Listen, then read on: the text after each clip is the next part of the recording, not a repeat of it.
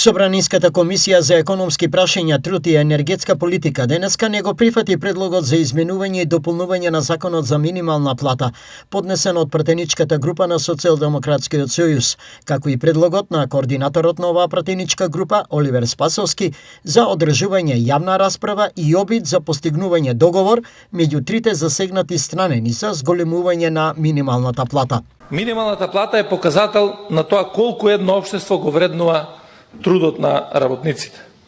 Таа е прашање на социјална правда, на економска стабилност и на човечко достоинство. Ако трошоците за живот растат, платите мора да го следат тој раст.